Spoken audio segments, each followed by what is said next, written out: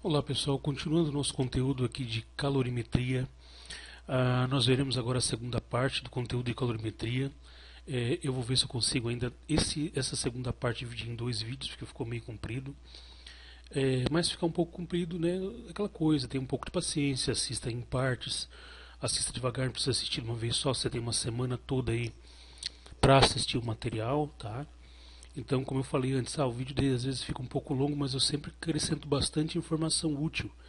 A gente recapitula várias coisas, tá? Então, a gente revê o conteúdo, então é sempre o conteúdo bastante recheado de muita informação, tá? Então, nós vamos continuar aí o nosso conteúdo de calorimetria. A aula passada a gente viu os conceitos aí preliminares, vimos aí o que era quantidade de calor, o sinal da quantidade de calor, quando o corpo perde calor passando por um processo de resfriamento, ou quando ganha calor passando por um processo de aquecimento. Vimos calor específico, capacidade térmica, né? Equação fundamental da calorimetria, que é o Q igual a MC delta T, que é o Q macete, né? E fizemos algumas atividades como exemplo. Foi proposto para vocês também algumas atividades, vocês fazerem. Vai ser postada uma videoaula de correção dessas atividades. E agora a gente vai para a segunda parte. Daqui em diante é um pouquinho mais complicadinho, tem um pouquinho mais de cálculo, mas nada muito complicado, tá? A partir daqui a gente vai começar a usar o calor sensível e o calor latente, um complementando o outro nas transformações aí que nós vamos ter de estado, né, de estado físico. Pessoal, calor latente. Então vamos para a nossa aula aqui. Calor latente. Calor latente é o calor absorvido pelo corpo para promover mudança de estado físico. Até o momento nós temos visto calor sensível, que é o calor absorvido ou perdido por um corpo ou substância para que houvesse apenas variação na sua temperatura. A gente não tinha mudança de estado físico. A gente não tinha gelo virando água, água virando vapor ou qualquer outro material passando por transição de fase. Nós tínhamos apenas aquecimento ou resfriamento do material, da substância, pela absorção ou perda de calor, tá? Então, o calor latente vai ser o calor absorvido pelo corpo para promover a mudança de estado físico. E cada substância contém, tá, o seu calor latente. Então, é o seguinte, cada substância ela vai conter o seu calor latente de fusão, de fusão, vaporização, solidificação e condensação. Tá? Então são os 4 estados físicos que nós temos aí, a gente vai detalhar daqui a pouco. Tá? Então, assim, para a água, por exemplo, eu tenho calor latente de fusão, tenho calor latente de solidificação, tenho calor latente de condensação e de vaporização. Tá? Então, vamos lá. Então, por exemplo, aqui para a água, pessoal, antes de falar, né, nas informações de cima aqui, vamos pegar a fórmula. A fórmula é quantidade de calor é igual a massa vezes calor latente. Tá? Então nós temos uma nova fórmula aqui, que esse aqui é o calor latente, que depende da massa e de um valor tabelado chamado calor latente.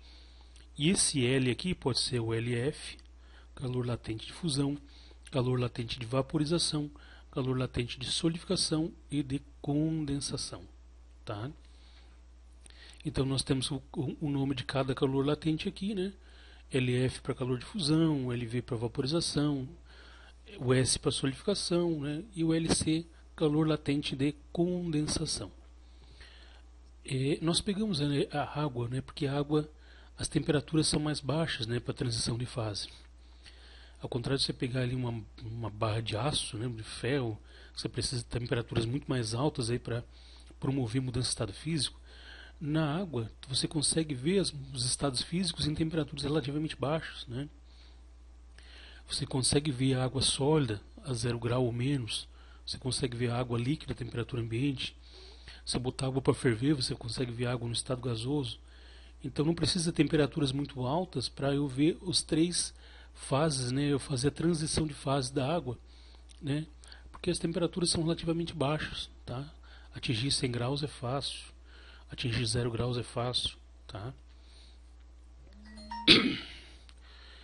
Então, QL é igual a M vezes L, né? Calor latente de fusão é igual a massa da substância vezes o seu calor latente de fusão. Então, assim, vamos analisar um por um aqui para a água, pessoal.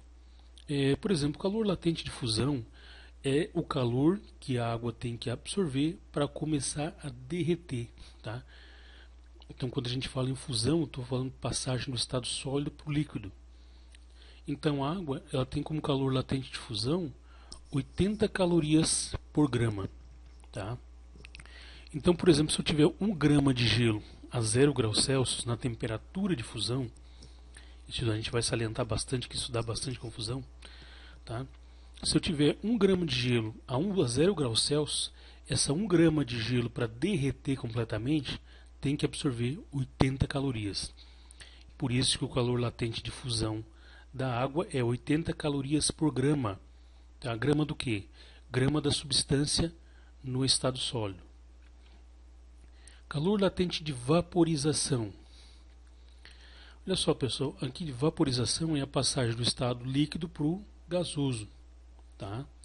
E para a água, o calor latente de vaporização é 540 calorias por grama. Ou seja, 1 grama de água a 100 graus Celsius tem que estar na temperatura, né, de transição de fase, tem que estar na temperatura de ebulição. A temperatura de ebulição da água é 100 graus. Então, 1 grama de água a 100 graus Celsius precisa absorver 540 calorias para se transformar totalmente em vapor. Essa é a ideia, tá? Então toma cuidado.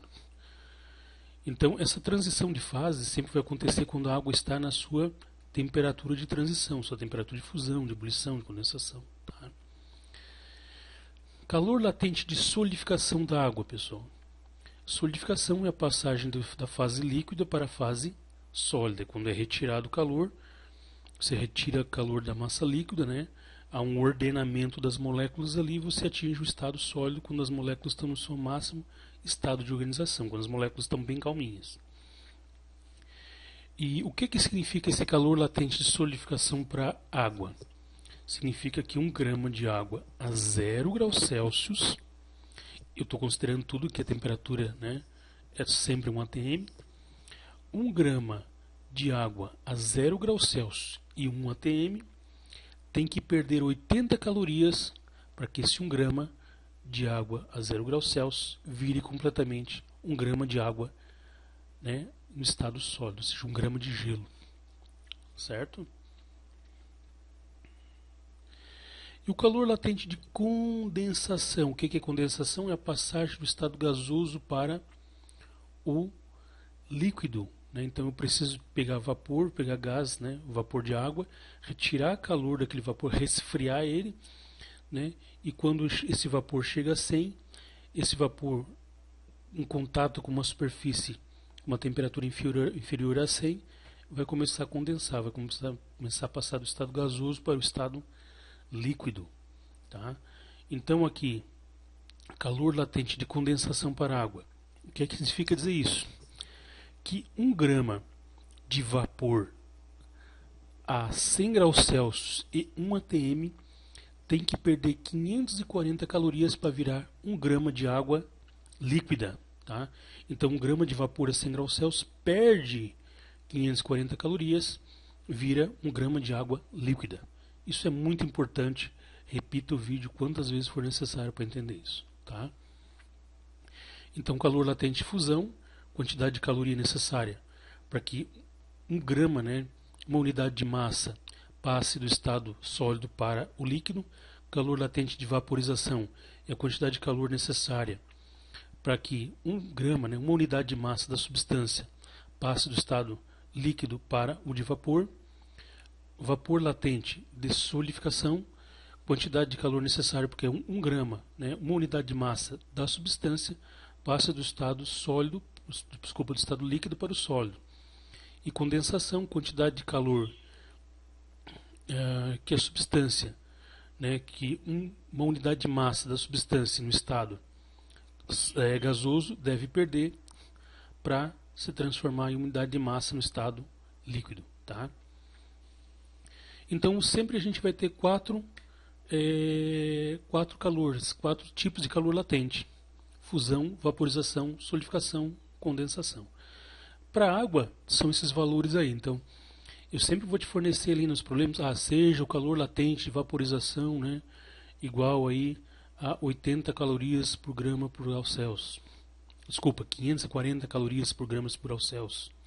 Tá? Então a gente vai, nos exercícios a gente vai analisar bem esses valores, vamos usar bastante. Isso não é para todas as substâncias, esses valores aqui, pessoal, é para água, tá? Apenas para água.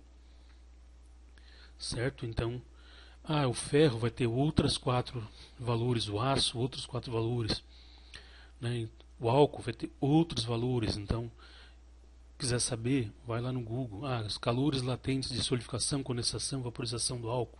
Vai estar lá. Tá? Isso aqui vale apenas para água. E a água vai ser nossa substância de estudo, como eu falei, porque as temperaturas de transição de fase da água são relativamente baixas. Eu consigo chegar fácil a 100 graus. Eu consigo, né, chegar a uma temperatura fácil a 0 grau. Não precisa de nenhum equipamento especial, não precisa muito calor, né, não precisa uma... Tá, pessoal? Então, para a água é isso.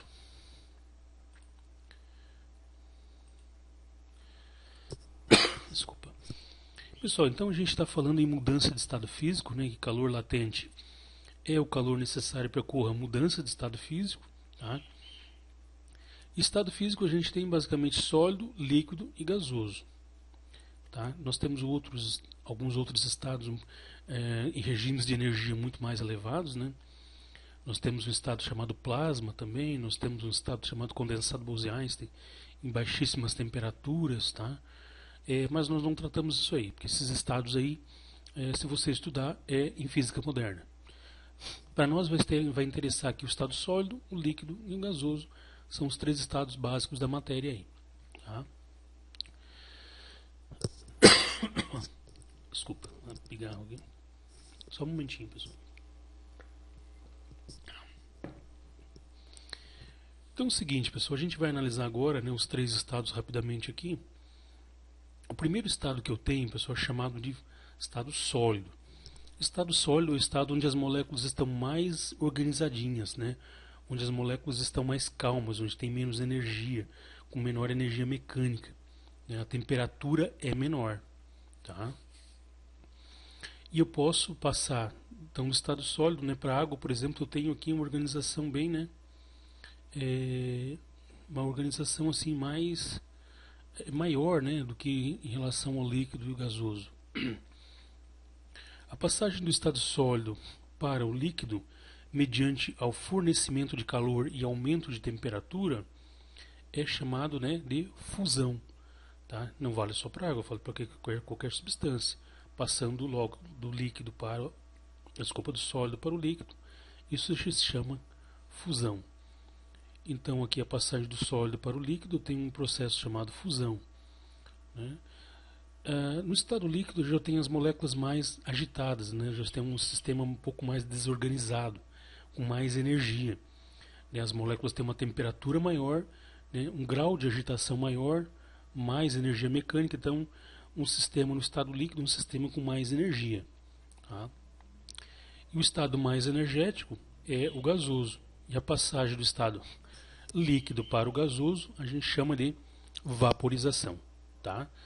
Então, do sólido para o líquido através da fusão, do líquido para o gasoso através da vaporização, nós temos sempre fornecimento de energia. Né? Lembra, para te obter vapor a partir de gelo, tu tem que botar aquele gelo ali numa panelinha, no fogão, vai ganhando calor, o gelo funde totalmente, vira totalmente líquido, aquele líquido evapora. Né? Então tem um processo de fornecimento, aumento de temperatura por fornecimento de calor. Tá? Então as quantidades de calor aqui são sempre positivas para passar do sólido para o líquido e do líquido para o gasoso. Existe um estágio, né? Existe uma transição bem rápida do sólido para o gasoso sem passar pelo líquido, né? Que a gente chama aí de sublimação. Tá? A gente chama de sublimação. Por exemplo, né, a substância que sublima, a famosa naftalina que você usa lá para espantar traça nos roupeiros. Tá? Gelo seco também sublima, tá? Ele passa diretamente do estado sólido para o gasoso. Se você pegar uma pedrinha de gelo seco, você não vai ver gás carbônico líquido, né? Lembra que gelo seco é gás carbônico congelado, né? Temperatura extremamente baixa. Eu não lembro lá, mas é muito inferior a 200 graus Celsius, a menos 200 graus Celsius, tá? Então, pessoal, a sublimação é a passagem do estado sólido para o gasoso sem passar pelo estado líquido. Substâncias que sublimam. Duas. Uma substância chamada naftaleno ou naftalina, muito utilizado aí para espantar traças baratas, assim, encontra em mercado aí, tá? O naftaleno tem essa propriedade. E o gás carbônico congelado chama o famoso gelo seco. O gelo seco ele passa, né, ele transita diretamente da fase sólida para a gasosa sem passar pela fase líquida. Você nunca vai ver gelo, né, você pegar um punhadinho de gelo seco e botar em cima de um recipiente, você não vai ver uma pocinha de gás carbônico líquido, ele vai evaporar, tá? Pessoal, do processo inverso, tá? Agora no regime de retirar energia e baixar a temperatura, passagem do estado gasoso para o líquido eu chamo de liquefação. Se eu retirar mais energia do estado líquido, tirar calor do líquido, baixando sua temperatura, ele vai passar do líquido para o sólido e eu chamo isso de solidificação. A liquefação é também chamado de condensação, tá? Existe um estado também de sublimação do gasoso para o sólido, tá? Eu acho que a própria fabricação do gelo seco é por esse processo, mas envolve também alta pressão, tá? E do gasoso para o sólido, né, passando pela condensação e pela solidificação, são processos envolvendo retirada de calor, tá? Porque envolve abaixamento de temperatura. Eu tenho que aumentar a temperatura do sólido para virar líquido, eu tenho que aumentar a temperatura do líquido para virar gasoso. Do caminho contrário agora, eu tenho que retirar calor do gasoso para ele virar líquido, retirar calor do líquido para ele virar gasoso, sempre retirando calor, processo de resfriamento, tá? Essas gifzinhas aqui, pessoal, mostra, né, mais ou menos para você ter uma ideia como é que é a agitação dos átomos ou moléculas nos três estados. Observe que no estado sólido, aqui não é nenhuma substância específica, tá? Digamos assim que é um comportamento médio das moléculas e dos átomos das substâncias. No estado sólido você tem um estado mais organizado. Você pode ver aqui os átomos ou moléculas, né, representados por essas bolinhas azuis, estão mais ali organizadinhos, mais juntinhos, né, com uma energia térmica relativamente baixa. Agora você pega aqui um material no estado líquido, você está vendo aí que já tem uma desorganização maior, os átomos já possuem uma energia mecânica maior energia cinética, maior energia térmica. E quando você vai aí, deixa eu achar o meu ponteiro, quando você vai do líquido para o gás, né, no sistema, numa fase gasosa, você já tem um grau de energia máximo, né, é o máximo grau de desordem das moléculas ali. Você já tem as moléculas em movimentos totalmente aleatórios, né, você já tem aí uma série de a energia mecânica delas está muito alta, a temperatura está muito alta, tá? Então, desses gifzinhos aqui, vocês conseguem, né, observar mais ou menos como é que se comportam os átomos, né, ou moléculas de uma substância nas três fases. Você percebe que tem uma diferença de organização, de comportamento, né, muito particular, do sólido para o líquido, para o gasoso. Pessoal, nós estamos vendo aqui as mudanças de estado físico já. Então, o que é a evaporação? Evaporação é passagem de estado líquido, né? Evaporação é passagem do estado líquido para o gasoso. Só que pode ter três formas. E claro, isso é mais fácil de visualizar com a água, tá? A evaporação, então, é a passagem, né, do estado líquido para o gasoso. Do estado líquido para o gasoso, certo? Mas ela tem três tipos. A evaporação pode se dividir em três formas desse processo acontecer. Um processo mais lento e gradual, que pode ocorrer a temperatura ambiente, como por exemplo, né, a roupa secar no varal, né, se você deixar um recipiente de água no local e deixar uma semana ali, quando voltar esse recipiente vai estar seco, porque a água evaporou. Tá? Então é a vaporização. Então é um processo de evaporação de forma gradual e lenta, que pode ocorrer a temperatura ambiente. Nesse processo, quem é que vai se desprender? Eles são os átomos da superfície. Então, por exemplo, se eu tenho um recipiente de água, na superfície da água, né, as moléculas da água vão recebendo calor, né, energia térmica do ambiente. Se estiver no sol, o processo é mais rápido, óbvio, né? Então, essas moléculas que estão ali na primeira camadinha da superfície da água absorvem energia térmica do ambiente e ganham energia mecânica, né, ganham temperatura de tal forma que elas começam a escapar. Tá? Então é um processo de superfície. Uma vaporização é um processo de superfície. São as moléculas mais na parte de cima ali, na película superficial, que vão escapando lentamente da massa do líquido. Tá? Então vaporização é um processo lento e gradual que ocorre a uma temperatura ambiente. Tá? E é mais demorado, obviamente. E é um processo onde as moléculas da superfície da água vão absorvendo energia térmica ali do meio externo, do ar, tá? Vão aos poucos ganhando energia e vai chegar uma hora que elas estão vibrando tanto, aquelas molequinhas ali em cima, que elas vão, né, vibrando tanto que elas se descolam da massa de água, né, e vão para o espaço. Tá? Sai uma molequinha de água livre ali, e isso vai fazendo com que a água toda vá virando líquido para gasoso. Tá? Pessoal, ebulição. Ebulição já é um processo, né? É um processo turbulento e rápido. Tá? A gente diz que a ebulição acontece na temperatura de ebulição no líquido para uma certa pressão. Tá?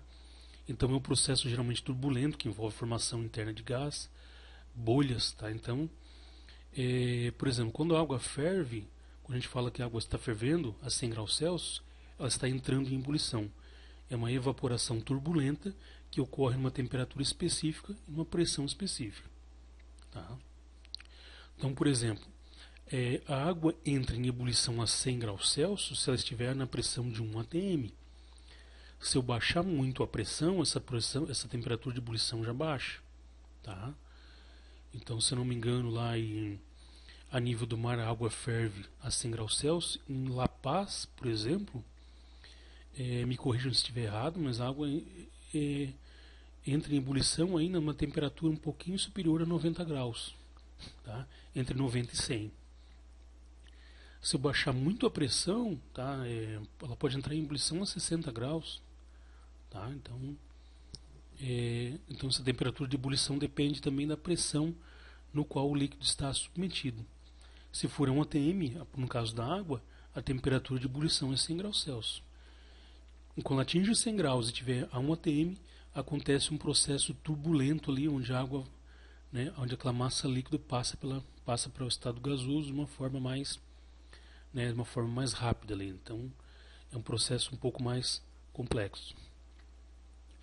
E outra forma de evaporação, pessoal, é chamada calefação. O que é a calefação? Calefação é quando jogo uma substância, bota uma substância numa superfície que está numa temperatura superior ao seu ponto de ebulição. Então, se eu pegar um pouquinho de água e jogar numa chapa que está a 500 graus, né, essa água ela vai evaporar de uma forma muito turbulenta, muito rápida, tá? E esse processo é chamado de calefação.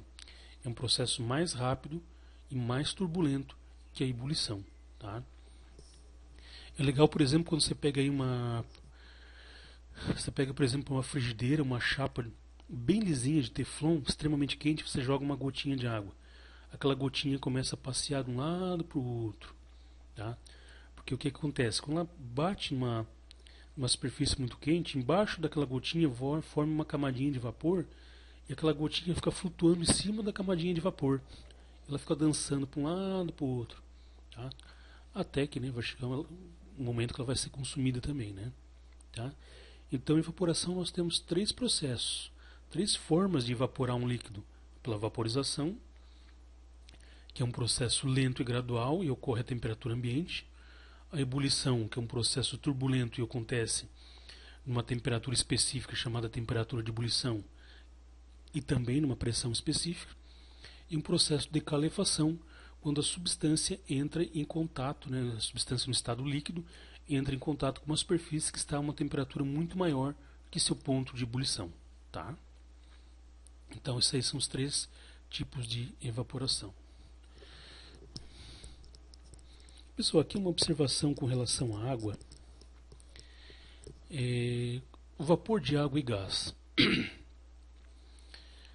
Uma separação, né, uma definição aqui, mais a nível de observação. Desculpa. Nós temos o vapor e gás. Vapor e gás não são necessariamente a mesma coisa. Eu posso ter vapor de água e eu posso ter gás de água. Tá? A água no estado gasoso ela não é necessariamente... o vapor não é necessariamente água no estado gasoso. Tá? Então toda substância tem estado de vapor e estado de gás. Então o vapor é uma fase transitória antes de chegar no estado de gás. Tá? Obviamente os gases normais, né, oxigênio e nitrogênio, tem pressões e pontos aí de, né, que a gente chama de pontos críticos, né, inferior a 0 grau. Tá? Mas vamos analisar especificamente a água. Quando que a água é vapor e quando que a água é gás? Então vamos lá pela definição. O vapor é quando uma substância está em um estado de vapor, pode-se liquefazê-la apenas aumentando a pressão ou diminuindo a temperatura. Então a água no estado de vapor, pessoal, eu consigo pegar esse vapor e transformar novamente em água, reduzindo a pressão ou aumentando a pressão ou reduzindo a temperatura. Tá? Então, só que para a água é vapor até os 374 graus Celsius. Abaixo dos 374 graus Celsius, a água é vapor. Eu posso liquefazer a água ou reduzindo a temperatura apenas, ou apenas aumentando a pressão, tá? De forma independente. Os dois processos de forma independente. Se eu aquecer esse vapor acima dos 374 graus Celsius, isso é chamado temperatura crítica. O que acontece? Se eu aquecer o meu vapor até essa temperatura, né, deve-se aumentar a pressão e diminuir a temperatura simultaneamente. Então, se o vapor estiver a 374 graus e aumentar um pouco dessa temperatura, ele deixa de ser vapor e agora eu tenho água no estado gasoso, eu tenho gás de água. E nesse gás de água, para eu liquefazer, não basta apenas eu aumentar a pressão e não basta apenas eu retirar calor, reduzir a temperatura. Eu tenho que fazer os dois ao mesmo tempo. Tá? Então tem que fazer os dois ao mesmo tempo. Então tem essa diferençazinha de vapor e de gás. A água é considerada vapor até os 374 graus Celsius. E até os 374 graus Celsius eu posso transformar esse vapor em água aumentando a pressão ou reduzindo a temperatura. Tá? Se eu aquecer o vapor a uma temperatura superior a 374 graus Celsius, que é chamada temperatura crítica, eu preciso simultaneamente aumentar a pressão e reduzir a temperatura. Tá? E com isso podemos dizer que todo vapor é um gás, mas nem todo gás é um vapor. Tá? Eu posso dizer sim que o vapor que sai da chaleira é um gás, é um gás de água, mas o gás propriamente dito, né? O gás propriamente dito vai ser, no caso da água, vai ser o vapor quando aquecido a uma temperatura superior a 374 graus Celsius. Tá? Então, todo vapor é gás? É porque, né, eu posso liquefazer. Tá? Mas nem todo gás é vapor, porque eu não posso liquefazer da mesma forma que eu liquefaço um gás que está no estado de vapor. Ou seja, o processo de liquefação para um gás é diferente acima e abaixo da temperatura crítica. Tá? Então, abaixo de 374 graus Celsius eu tenho vapor de água, porque eu posso liquefazer, eu posso condensar essa água retirando calor ou aumentando pressão. Acima da temperatura crítica da água, dos 374 graus Celsius, eu só vou conseguir liquefazer se eu aumentar muito a pressão e reduzir a temperatura ao mesmo tempo. Tá? Então esta é a diferença. Eu botei uma observaçãozinha aqui, pessoal, uma observação prática e um pouco mais técnica. Onde é que eu vou usar, por exemplo, água? Onde é que eu vou usar gás de água? Eu vou precisar de gás de água, por exemplo, na geração térmica de energia elétrica. Tá? Nós temos, por exemplo, aqui o complexo Jorge Lacerda, que são várias unidades térmicas, e você tem ali um equipamento chamado caldeira.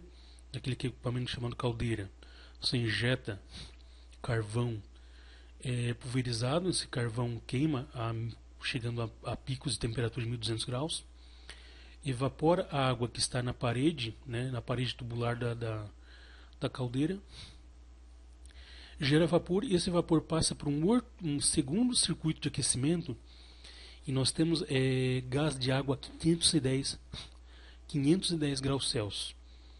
Ali no jargão técnico da usina, a gente chama isso aí de vapor seco. Tá? Mas o vapor seco nada mais é do que gás de água, o vapor que foi aquecido acima dos 374 graus Celsius. E para que esse processo? Porque existe lá na unidade geradora um equipamento chamado turbina. Tá? A turbina não pode receber em hipótese alguma água, né? Porque é uma peça que vai estar girando lá a mais de 3.600 rotações por segundo. Então qualquer gotícula de água que chegar nas paletas da turbina pode quebrar a paleta e fazer com que a unidade geradora tenha que parar. Tá? Então unidades geradoras térmicas utilizam gás de água. Ou seja, lá na caldeira é gerado vapor, esse vapor na própria caldeira passa por um processo de reaquecimento, atingindo a temperatura de 510 graus Celsius. E claro, isso aí está numa temperatura, uma pressão também muito alta. Tá? Esses 510 graus Celsius de vapor que estão passando lá pelos tubos até chegar à turbina. Tá? Então isso aqui é uma turbina a gás. Tá? É uma turbina a gás, é uma turbina para gás de água no caso. Né? Tá? Então o gás é admitido, aqui é uma turbina de média e baixa pressão. Esse vapor ele vai passar por essas, aqui é tipo um ventilador, passa por essas aletas aqui, tá? E faz girar, tá? Só que esse vapor tem que estar, digamos assim, seco. E para estar vapor seco é gás de água, é água a 510 graus Celsius, é gás, não tem nada de gotícula, não tem nada de água, tá? Em hipótese alguma pode chegar água nesse equipamento. E a pressão é de 110 kg força por metro quadrado, a gente chama lá de 110 kg, né? 110 kg de pressão é bastante coisa, então é um local extremamente perigoso se atrapalhar, porque se escapar vapor, né, se arrebentar uma tubulação que tem vapor nesta pressão a 510 graus Celsius, meu amigo, esse vapor aí esturrica na hora, tá? Mata uma pessoa, quem parte lá no meio, tranquilo. Tá, pessoal? Então, onde é que vai se usar gás de água propriamente dito, como eu defini aqui? Acima dos 374 graus Celsius, na geração de energia elétrica nas termoelétricas. Você tem a caldeira que evapora a água passa por um processo de reaquecimento, atinge temperaturas de 510 graus Celsius, ou seja, aí eu vou ter água no estado gasoso, estritamente falando. Tá? Então é uma pequena diferença aí de vapor de água e gás de água. Pessoal, ponto crítico da água.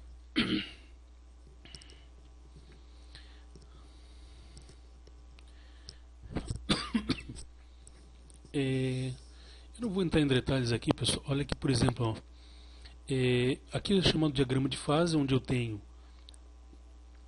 fase sólida, eu tenho fase líquida e eu tenho fase gasosa. Então é o gráfico de pressão por temperatura. Existe um ponto, a água tem um ponto chamado ponto triplo, que é um pouquinho acima do 0 grau, onde pode coexistir as três fases. Tá? Onde coexistem as três fases, tanto a sólida, quanto a líquida, quanto a gasosa. Aumentando a temperatura e pressão, né, essas três fases passam a não existir mais simultaneamente. Tá? Então aqui eu tenho fase sólida, fase líquida e fase gasosa. Né? Então aqui a temperatura, a fase sólida da água, você sempre a temperatura, né, abaixo de zero. A fase líquida E sólido, líquido é a fase sólida. A fase líquida aqui acima, né? Acima do zero, mas tem que estar acima, né? Acima do 0 graus Celsius, e é pouco acima também de um ATM aqui, né? A 0,06 ATM, tá? Mas eu não vou entrar em detalhes aqui no diagrama de fase da água. Olha interessante aqui, ó. Aqui eu tenho chamado ponto crítico, né, de 218 atms e 374 graus Celsius. Ó. Então, quando eu tenho vapor a 218 atm, pressão extremamente alta, né, por isso que eu falei que lá na usina, né, aquele gás tem que estar numa pressão extremamente alta e temperatura alta para que ele seja gás. Tá? Então, acima dos 374 graus Celsius e 218 atm, eu tenho, né, acima do chamado ponto crítico no diagrama de fase, eu tenho o gás de água. Tá? Então aqui está o meu diagrama de fase, que indica as temperaturas e pressões para o estado sólido da água, temperatura e pressão, temperaturas e pressões onde eu vou ter estado líquido da água, temperaturas e pressões onde eu vou ter a água no estado gasoso, e aqui assim para cima eu vou ter o ponto crítico, eu vou ter especificamente o gás de água. Tá? Pessoal, curva de aquecimento e resfriamento. Isso aqui a gente vai utilizar mais nas nossas atividades. Né? O que quer dizer uma curva de aquecimento e resfriamento? Essa curva indica os patamares de aquecimento onde vai acontecer apenas o aquecimento do material e mudança de estado físico. Então, não é difícil de entender estas curvas de aquecimento e resfriamento. A gente vai focar mais na curva de aquecimento, mas a curva de resfriamento vai ser um processo contrário, só isso. Tá? E a gente vai montar e analisar esse tipo de curva aqui para a água. Então, olha só.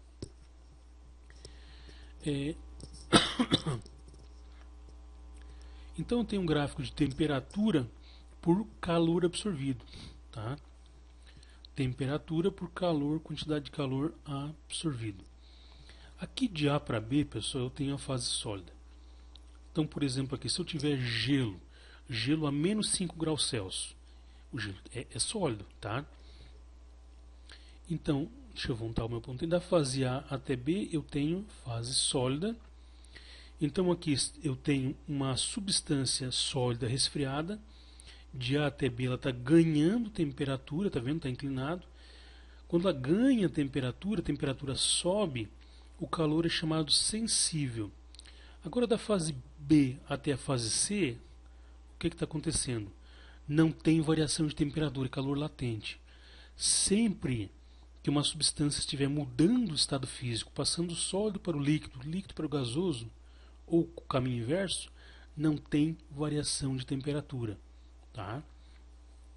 Então, o que está acontecendo com o líquido? Né? Ele está recebendo calor, tá vendo? De Q1 para Q2, ele está recebendo calor, mas a temperatura não está subindo.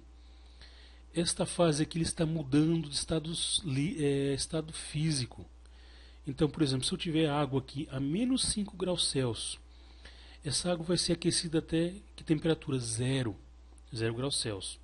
Quando o gelo chega a 0 graus Celsius, todo o calor que ele absorver não vai ser para elevar a temperatura. Vai ser para reorganizar as moléculas, para passar do estado sólido para o líquido. Então, no trecho B para o C, tu não tem variação de temperatura, mas aqui o gelo está virando água. Tá? Então, aqui eu tenho bastante gelo, gelo e água, gelo e água, gelo e água. Quando eu chego aqui no ponto C, eu tenho apenas fase líquida. Tá? Se eu tiver água com um pouquinho de gelo, a temperatura não vai variar. Mas se eu tiver agora só água, a temperatura vai variar. Então, olha só. Eu tinha aqui só gelo. Fornecendo calor, a temperatura estava aumentando, até que o gelo chegou a 0 graus Celsius. O gelo chegou na temperatura de fusão dele, todo o calor que eu fornecer não vai levar a temperatura, vai mudar o estado físico. Então, de B até C, eu tenho calor latente. Aqui eu tenho calor sensível, que é aquecimento. Aquecimento até onde? Até o ponto de fusão, né? PF aqui, ó. Tá? Então, fase do sólido que está sendo aquecida até o PF, até o ponto de fusão. Do B ao C, eu não tenho variação de temperatura, mas eu tenho que a fusão aqui está ocorrendo derretimento. E no ponto C eu tenho, né, aquele gelo agora virou totalmente água. Aqui no ponto B eu tenho apenas gelo. No trecho de B e C eu tenho gelo e água, uma mistura heterogênea, duas fases coexistindo. E no ponto C eu tenho apenas água. Água que temperatura? A 0 grau. Tá? A partir do ponto C, observe que já começa a rampa de novo. O que está acontecendo? Calor sensível. A água, agora eu só tenho água a 0 graus Celsius. Todo calor absorvido vai ser para levar a temperatura. Então eu tenho elevação de temperatura aqui, pessoal. Ó. Elevação de temperatura. Calor sensível. Por quê? Porque no final do ponto C aqui eu tinha só água. Agora, quando somente a água recebe calor, a temperatura começa a subir. Tá? Então, eu estou falando de água, mas isso aqui vale para qualquer substância. Tá? Então, de C até D, eu tenho aquecimento da fase líquida, calor sensível, variação de temperatura. E quando chega o D, pessoal, né, chega o D significa que agora aqui eu tenho apenas o quê? Opa, aqui começa a vaporização. Significa que a substância atingiu seu ponto de ebulição. E na água qual é o ponto de ebulição? 100 graus Celsius. Tá? Então eu tenho aqui 100 graus Celsius. Do ponto D ao ponto E, pessoal, então a água está totalmente, né, está acontecendo totalmente a vaporização, tá vaporizando, tá ebulindo, né, ponto de ebulição, tá? Então aqui no D eu vou ter somente líquido, aqui é líquido gasoso, líquido e gás, líquido e gás, líquido e gás, e aqui no ponto E eu tenho apenas gás, apenas vapor, né, tratando-se de água aí, tá? Ou na verdade qualquer gás, né, eu tenho apenas vapor. Então aqui eu tenho passagem do estado físico do estado líquido para o vapor. Aqui eu vou ter o aquecimento do vapor. Então sempre assim, aquecimento do sólido, calor sensível, fusão, derretimento do sólido, calor latente. No ponto C todo o sólido derreteu, então se derreteu, se tem apenas uma fase, começa a variar a temperatura. Então do C ao D eu tenho aquecimento da fase líquida, aquecimento até o ponto D, onde é a sua temperatura de ebulição, e de D a E eu tenho aquecimento da fase, né, transição de fase, mudança da fase líquida para a fase gasosa. Então aqui no ponto E eu tenho apenas gás, né, apenas a fase gasosa, apenas o vapor no caso da água. Agora do E ao F, esse vapor está sendo aquecido. Tá? Observe que daqui para cá, absorção de quantidade de vapor.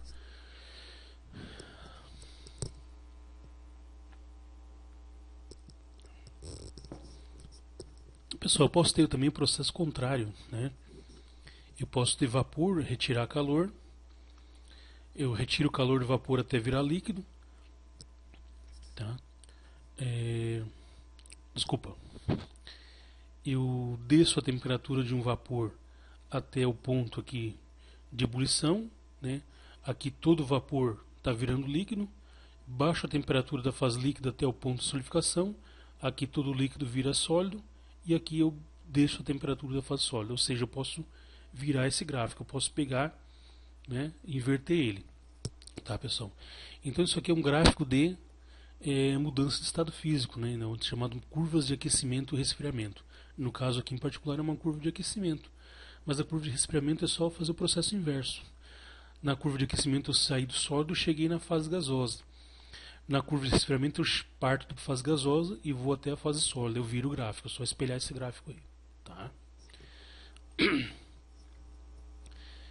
Então aqui, por exemplo, tomando como exemplo a água, né? Só repetindo praticamente tudo que eu falei ali. Mas vale a pena repetir porque isso aqui é o que vai suscitar mais dúvida. Então, por exemplo, aqui, pessoal, deixa eu só meu ponteiro retornar que ele sumiu. Do A até o B, eu tenho, né, calor sensível. Então, do A até B, eu tenho absorção de calor sensível, aquecimento do gelo até 0 grau. Então, tem gelo a menos 10 graus, ele vai ser aquecido até 0. Do B até C, eu tenho calor latente, absorção de calor latente. É a fusão do gelo. Gelo e líquido a 0 graus Celsius. Então, aqui eu vou ter gelo a 0 graus Celsius. Durante todo esse caminho aqui eu vou ter gelo e água, né? Gelo e água. E aqui eu vou ter no ponto C apenas água, tá? Do ponto C ao D, absorção de calor latente, sensível. É o aquecimento da água líquida, né, que vai de 0 até 100. Tá? Então aqui é o processo onde ocorre o derretimento da fase sólida. No ponto C, toda a fase sólida virou líquida. E se eu tenho só líquido, começa novamente um processo de aquecimento. Quando tiver uma fase só, o calor é sensível. Quando tiver duas fases coexistindo, calor latente, porque nessas duas fases, uma fase está virando, se transformando em outra. Tá? Do ponto D até o E, pessoal, eu tenho novamente calor latente, né? É a ebulição da água. Do ponto D até o ponto E, a 100 graus Celsius, toda a água está virando vapor. No ponto E, toda a água evaporou. Aí eu vou ter aquecimento da fase gasosa, que é novamente calor sensível. Tá? Isso aqui pode ser um gráfico de calor ou por tempo. Absorção de calor, né? Ou passagem do tempo.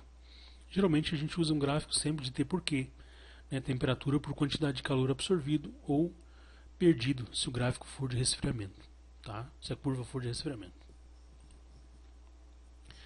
Pessoal, vamos fazer um exemplo aqui. Esse exemplo que vai ser mais cobrado, tá? Esse é um pouquinho mais complicado aí,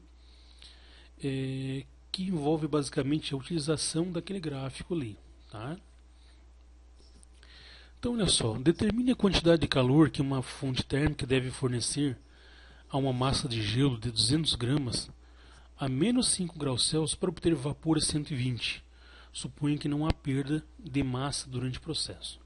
Então, olha só, presta atenção. Eu tenho 200 gramas de gelo a menos 5 graus Celsius.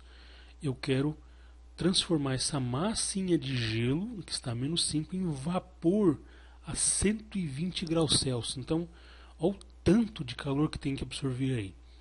E tem gente que me encasqueta de fazer isso numa conta só.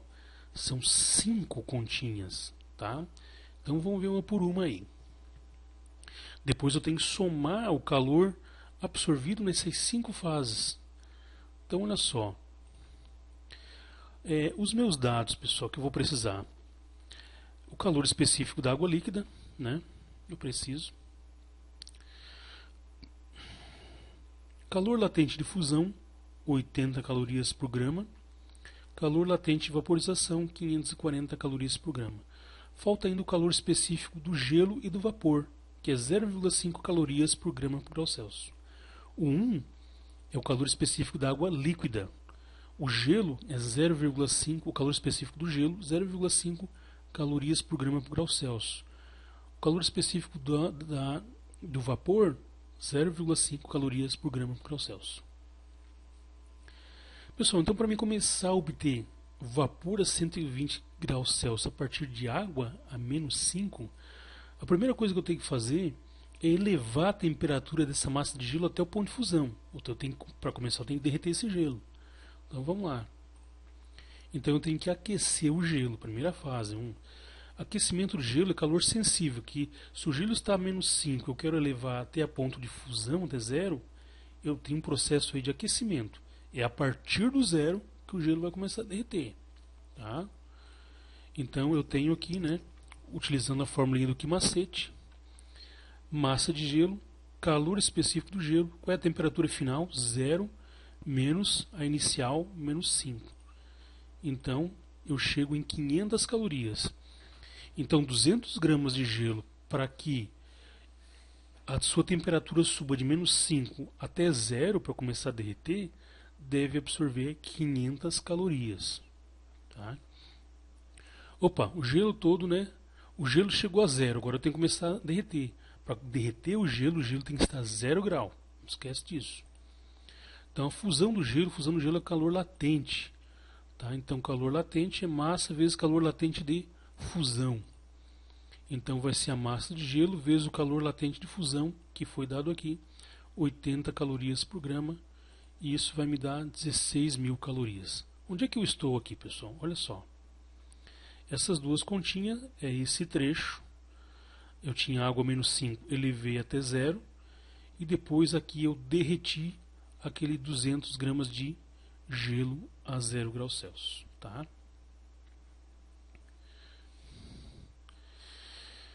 Beleza, fundir, né? Fusão de gelo. Eu tenho agora, né, depois da fusão total do gelo, eu vou ter 200 gramas de água líquida zero. Tá? Então o que eu tenho que fazer agora? Vamos lá. Opa, aquecimento da água do gelo. Se eu quero obter vapor a 120, eu vou ter que aquecer essa água resultante do derretimento do gelo, que está inicialmente a 0 graus Celsius, até 100 graus Celsius, até a temperatura de vaporização, né, de ebulição. Tá? Então eu tenho aquecimento da água do gelo, que é calor sensível. Tá? Então é a massa de água que está inicialmente a 0 graus Celsius. Para começar a evaporar, eu preciso elevar até que temperatura final? Até 100. E lembra, né? Eu tenho água líquida agora, calor específico 1, fazendo as continhas, 20.000 calorias. Opa! Elevei a temperatura de água até 100 graus Celsius. O que eu preciso fazer agora? O que precisa acontecer agora? Tem que evaporar. Eu tenho que obter, a partir dessa água a 100 graus Celsius, vapor de água a 100 graus Celsius. Então eu tenho fase 4 aqui, que é a vaporização da água. Então vamos lá, né? No caso não é vaporização, é ebulição da água, tá? Tem um errinho aqui, tá? Aqui é ebulição da água, tá? É uma evaporação da água, só que é uma evaporação através de um processo turbulento chamado ebulição, tá? Então tem um errinho aqui, né? Aqui onde está, vou retornar meu ponteiro, aqui onde está vaporização, lê-se ebulição. Tá? Evaporar água é mudar estado físico, é mudar de líquido para gasoso, né? Então é um processo de calor latente. Eu estou chamando Q4 porque é a quarta fase do meu processo de aquecimento de água a menos 5 até vapor a 120. Então é 200 vezes 540. O 540 é o calor latente de vaporização da água, que é aqui, ó, 540 calorias por grama. Isso me deu 108.000 calorias. Desculpa. Bom, pessoal, eu tenho aqui na quarta fase, né, eu vou obter aqui vapor a 100 graus Celsius. Tá? Então, eu parti. Na terceira fase eu tinha água de gelo, né, da 0 graus Celsius, eu levei até 100. Quando a água está a 100 graus Celsius, e eu continuo fornecendo calor, tudo isso, né, um processo contínuo de formação de calor, eu começo a obter vapor a 100 graus Celsius. Tá? Então, a partir dos 100 graus Celsius, todo o calor que a água vai absorver vai ser para evaporar. E isso é chamado calor latente, é o calor que a água absorve na sua temperatura, né, na sua temperatura de mudança de fase, no caso ali a ebulição. Tá? Então, quando a água está a 100 graus Celsius e ela está absorvendo calor, a temperatura não vai subir mais, até que toda aquela água a 100 graus Celsius vire vapor a 100 graus Celsius. Tá? Então, beleza, na quarta fase toda a água evaporou, ou seja, eu obtive, fornecendo 108.000 calorias a 200 gramas de água a 100 graus Celsius, obtive, né, 200 gramas de vapor a 100 graus Celsius. Bom, agora eu tenho vapor a 100 graus Celsius. O que eu tenho que fazer? Fornece calor para aquele vapor e se agora só tem vapor, esse vapor vai subir sua temperatura e ele vai a 120 graus Celsius. Observe que a partir dessa fase tem que ser sob pressão, né? Tá? Então, o aquecimento do vapor, calor sensível, né? Massa de vapor a 100 graus Celsius. Lembra que o calor específico do vapor é 0,5. Temperatura final do vapor é 120. Temperatura inicial do vapor 100. E aqui então eu tenho 2.000 calorias para que 200 gramas de vapor a 100 graus Celsius, né, vire 200 gramas de vapor a 120 graus Celsius. Agora, qual é o total de calor que foi absorvido durante todo esse processo? Eu tenho que somar, né? Eu tenho que somar esse com esse, com esse, com esse, com esse. Ou seja, eu quero saber o total de calor que foi absorvido desde lá do gelo a menos 5 até vapor de água a 120. Então, né, eu fazendo a soma de todas as quantidades de calor nas 5 fases, eu vou ter aqui 146.500 calorias ou 146,5 quilocalorias. Então, foi essa quantidade de calor que uma determinada fonte térmica teve que fornecer a gelo menos 5 graus Celsius para obter lá no final vapor a 120 graus Celsius. Tá? Então tiveram todas essas fases aí, e tem aluno que chega ainda no final do conteúdo de calorimetria que quer me enfiar tudo isso aí numa formulinha de calor sensível, achando que vai dar certo. Tá, pessoal? Então toma muito cuidado aí. Eu fiz essas 5 contas porque foi para obter vapor a 120. Mas se eu quiser, por exemplo, obter de gelo a menos 5 graus Celsius, eu quero obter água a 60. Eu vou só até aqui, só até a fase 3. Só que em vez de 100 eu vou obter que eu vou obter 60, né? Eu vou obter 60 graus aí porque a ideia aí é obter água a 60 graus Celsius. Eu fui nessas 5 fases porque eu fui lá em cima, obter vapor a 120. Aí eu tenho que aquecer o gelo, derreter o gelo até virar água, né? Vaporizar o líquido, obter vapor e depois aquecer esse vapor. Tá?